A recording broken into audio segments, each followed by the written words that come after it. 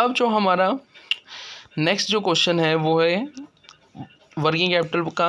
What do you understand by financing of working capital, कि working capital का financing है क्या। तो वर्किंग कैपिटल की फाइनेंसिंग को हम कैसे समझते हैं, आइए देखिए। देखो पहले तो सबसे पहले आपको ये समझना होगा कि वर्किंग कैपिटल की फाइनेंसिंग का मीन्स ये हुआ कि हम वर्किंग कैपिटल को अरेंज कैसे करें।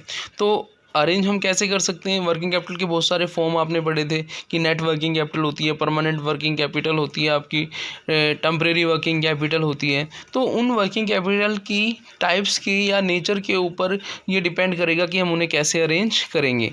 तो हम समझते हैं, देखिए यहाँ पे सबसे पहले हम आते हैं कि वर्किंग कैपिटल की कैटेगरी कौन कौन सी हैं और मेन कैटेगरी कौन कौन सी हैं।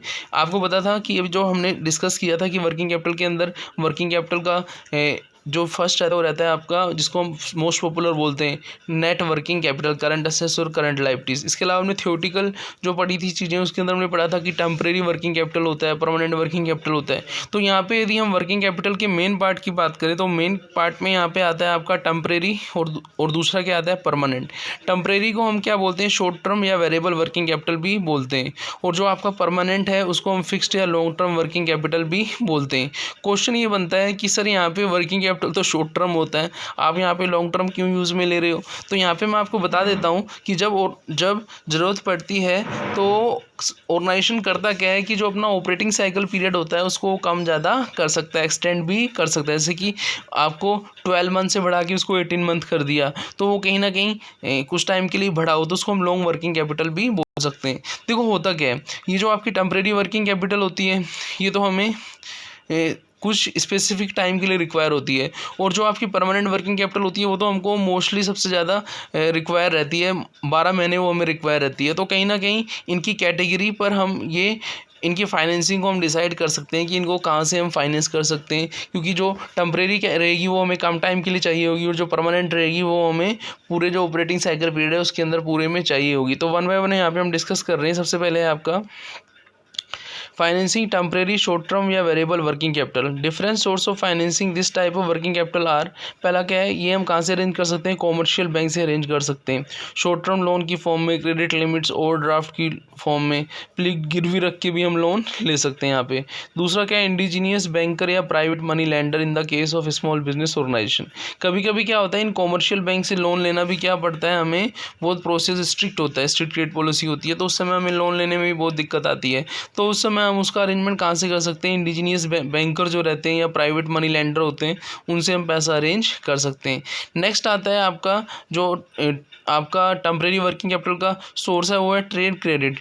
ट्रेड क्रेडिट का मतलब ये हुआ कि जो हमारे कस्टमर जिनसे हम ट्रेडिंग कर रहे हैं वो हमें कोई किसी टाइम के लिए जो गुड्स हैं वो क्या उधार दे दें। तो ट्रेड क्रेडिट को हम क्या बोलते हैं, receiving goods on credit from supplier, कि जो हमारे क्रेडिटर या सप्लायर है उनसे हमें गुड्स कुछ टाइम के लिए क्या मिल जाए, उधार मिल जाए। फिर क्या है नेक्स्ट अपना इंस्टॉलमेंट क्रेडिट। नेम से ही क्लियर है, इंस्टॉलमेंट क्रेडिट आपने हायर परचेज या इंस्टॉलमेंट पेमेंट मेथड पढ़ा होगा। तो यहाँ पे हम टेम्परेरी वर्किंग कैपिटल यदि हमें चाहिए तो हम किसी का पूरा पेमेंट ना करके उसका इंस्टॉलमेंट में पेमेंट भी कर सकते हैं, और वो भी दोनों के लिए, गुड्स के लिए भी कर सकते हैं और असेट्स के लिए भी कर सकते हैं। तो इंस्टॉलमेंट क्रेडिट के अंदर क्या होता है, goods and assets are purchase and payment is made in a instalment. फिर है एडवांस फॉर कस्टमर या एजेंट्स। जैसे हम क्रेडिटर से उधार ले सकते थे, क्रेडिट ले सकते थे, ऐसे ही हम अपने कस्टमर जो हैं उनसे हम क्या ले सकते हैं, या कस्टमर एजेंट्स जो हैं, कस्टमर्स और हमारे बीच में जो एजेंट्स हैं उनसे हम क्या ले सकते हैं, एडवांस ले सकते हैं, और वो एडवांस जो हमें मिलेगा उससे हम क्या कर सकते हैं, कुछ टाइम के लिए टेम्परेरी हम अरेंजमेंट कर सकते हैं। फिर क्या है डेफर्ड इनकम। डेफर्ड इनकम वो रहती है, वो इनकम जो हमें अनअर्न इनकम है, जो हमें पहले ही मिल गई है। जैसे मान लीजिए कोई पेमेंट हमें किसी ने एडवांस में कर दिया, अनअर्न इनकम, वो डेफर्ड इनकम मानी जाती है। क्योंकि बिजनेस के अंदर रेगुलर इनकम जो होती है वो तो आपकी परमानेंट में आएगी, लेकिन यहाँ पे डेफर्ड इनकम मतलब है जो हमें सडन ऑफ कहीं से हमें पैसा आ गया तो उसको हम यहाँ पे यूज़ कर सकते हैं, डेफर्ड इनकम को भी यूज़ कर सकते हैं। कॉमर्शियल पेपर्स जो होते हैं ये आपके अनसिक्योर्ड कॉमर्शियल जो पेपर होते हैं इनको अनसिक्योर्ड मानते हैं, ये प्रोमिसरी नोट्स होते हैं, इनसे भी हम पैसा शॉर्ट टर्म के लिए अरेंज कर सकते हैं। फिर क्या है आपका पब्लिक डिपॉजिट। पब्लिक डिपॉजिट का मतलब ये हुआ कि जिन लोगों को हम जानते हैं उससे हम 3 मंथ या 6 मंथ के लिए हम पैसा क्या कर सकते हैं, अरेंज कर सकते हैं। तो ये जो हमने पढ़ा है ये हमने पढ़ा है आपकी टेम्परेरी या शॉर्ट टर्म वर्किंग कैपिटल के सोर्स की, हम उन्हें कहाँ से डिफरेंट सोर्स जो हैं फाइनेंसिंग के, शॉर्ट शॉर्ट टर्म या टेम्परेरी या वेरिएबल वर्किंग कैपिटल के वो कौन कौन से हैं। तो यहाँ पे हमने commercial bank, indigenous banker, trade credit, instalment credit, फिर आपका एडवांस फ्रॉम कस्टमर, फिर डेफर्ड इनकम, फिर कॉमर्शियल पेपर, फिर पब्लिक डिपॉजिट्स, इनको पढ़ा। अब जो अपना सेकंड पार्ट है वो क्या है, परमानेंट या फिक्स्ड या long term working capital. Permanent या फिक्स्ड या लॉन्ग टर्म वर्किंग कैपिटल को थोड़ी देर पहले मैंने आपको समझाया भी था कि वो वर्किंग कैपिटल जो ऑपरेटिंग साइकिल पीरियड्स को एक्सटेंड करके हमें चाहिए होती है, ठीक है ना। जैसे हम बात करें, चाहिए तो हमें डे टू डे, लेकिन वो हमें ऑपरेटिंग साइकिल पीरियड के पूरे टाइम के अंदर और जो एक्सटेंड करते हैं उसमें भी हमें वो रिक्वायर होती है। तो इसका अरेंजमेंट हम as a long term financial arrangement की तरह करते हैं। जैसे हम आपको याद हो, इक्विटी था, इक्विटी शेयर्स, प्रेफरेंस शेयर्स था, डेट्स था, डिबेंचर्स, बॉन्ड्स होते थे, तो वहाँ से हम इनका अरेंजमेंट करते हैं। तो यहाँ पे कौन कौन से डिफरेंट सोर्स हैं जिनसे हम फाइनेंसिंग कर सकते हैं। परमानेंट, फिक्स्ड या long term working capital, different source of financing such as capital are. पहला क्या है, शेयर्स। शेयर्स आपको पता है कौन कौन से शेयर्स होते हैं। शेयर्स होते हैं अपने इक्विटी शेयर्स होते हैं, प्रेफरेंस शेयर्स होते हैं, तो इनसे भी हम अरेंजमेंट कर सकते हैं। किसके लिए, लॉन्ग टर्म के लिए, यदि हमें पैसा रिक्वायर है। फिर हम बात करेंगे डिबेंचर्स की। डिबेंचर की हम बात करें, यहाँ पे आपके दिमाग में क्वेश्चन आ रहा होगा, सर जो शेयर्स रहते हैं, डिबेंचर रहते हैं, उनको तो हम लॉन्ग टर्म में इंक्लूड करते हैं, वर्किंग कैपिटल में कैसे इंक्लूड कर सकते हैं। देखो, जो नेचर ऑफ बिजनेस रहता है, जैसे मान लीजिए आपकी हैवी मशीनरी का बिजनेस है, तो वहाँ पे आपका जो ऑपरेटिंग साइकिल रहेगा वो एक्सटेंड हो जाएगा, वहाँ पे पैसा हमें कुछ टाइम के लिए ज़्यादा चाहिए होगा, तो उनको हम जो करंट लाइबिलिटीज़, करंट असेट्स की फॉर्म में जो होंगे, उनका पीरियड भी क्या हो जाएगा, मोर देन 1 ईयर हो जाएगा। तो उस एक्सटेंशन को हम इनकी हेल्प से भी पूरा कर सकते हैं। इसके अंदर हम उस कैटेगरी को इंक्लूड करेंगे जो लॉन्ग टर्म की, फुल लॉन्ग टर्म में काम नहीं करना चाहते, हमें कुछ टाइम के लिए पैसा अरेंज कर देते हैं, तो उनको हम यहाँ पे इंक्लूड कर देंगे। शेयर्स का भी वो पार्ट आएगा जो आपके लॉन्ग टर्म में तो है, लेकिन लॉन्ग टर्म के भी फर्स्ट हाफ में वो हमें पहले ही पैसा अरेंज करवा देंगे, तो हम उन्हें हम क्या बोलेंगे, आपके long term but working capital बोलेंगे, ध्यान रखिएगा। फिर है डिबेंचर्स हैं। डिबेंचर भी बहुत तरीके के होते हैं, सिक्योर डिबेंचर, रिडीमेबल और अनरिडीमेबल, तो हम अपनी ज़रूरत के हिसाब से उन डिबेंचर को इशू कर सकते हैं। कन्वर्टेबल, नॉन कन्वर्टेबल होते हैं। फिर है ploughing back of profits, retain earning profits for growth, it is a internal source and source which is cost free.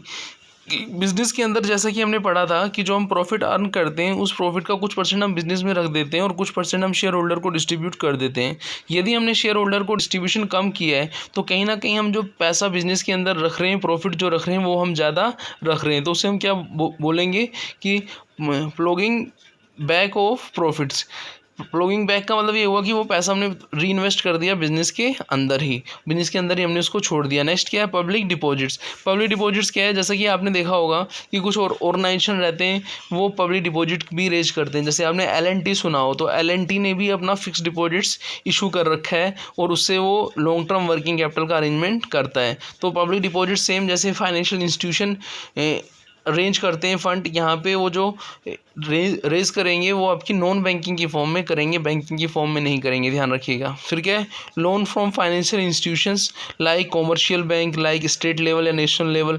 देखो होता क्या है, अपने इंडिया के अंदर फाइनेंस कॉरपोरेशन है, स्टेट फाइनेंस कॉरपोरेशन है, तो कॉमर्शियल बैंक के कॉरपोरेशन से ये हमें क्या करती हैं, लोन प्रोवाइड करती हैं हमारे बिजनेस के लिए। तो कहीं ना कहीं ये जो फाइनेंशियल इंस्टीट्यूशंस हैं, इनसे हमें अपने ऑपरेटिंग साइकिल के लिए कुछ पैसा अरेंज हो सकता है, तो वो लॉन्ग टर्म वर्किंग कैपिटल का पार्ट है। तो कहने का मतलब ये हुआ कि जो हमने वर्किंग कैपिटल के यहाँ पे टाइप्स पढ़े थे, टेम्परेरी और परमानेंट वर्किंग कैपिटल, तो टेम्परेरी वर्किंग कैपिटल और परमानेंट वर्किंग कैपिटल के अंदर हमने मेन ये डिफरेंस समझा कि जो टेम्परेरी के वो पार्ट जो पैसा हमें लॉन्ग टर्म के लिए भी अरेंज करवा सकते हैं, उनको हम लॉन्ग टर्म वर्किंग कैपिटल के अंदर इंक्लूड किया। तो वर्किंग कैपिटल के अंदर हमने क्या क्या इंक्लूड किया, हम एक बार दोबारा डिस्कस कर लेते हैं। शॉर्ट टर्म का तो हमने पढ़ ही लिया था, टेम्परेरी वर्किंग कैपिटल का। लॉन्ग टर्म के अंदर हमने क्या पढ़ा था, लॉन्ग टर्म के अंदर हमने शेयर पढ़ा था, डिबेंचर पढ़ा था, प्लॉगिंग बैक ऑफ प्रॉफिट पढ़ा था, फिर पब्लिक डिपॉजिट पढ़ा था, फिर लोन फ्रॉम फाइनेंशियल इंस्टीट्यूशंस पढ़ा था, जैसे आपका कॉमर्शियल बैंक रहा, स्टेट लेवल या नेशनल लेवल रहे। तो फिर मिलते हैं नेक्स्ट वीडियो में, थैंक्स।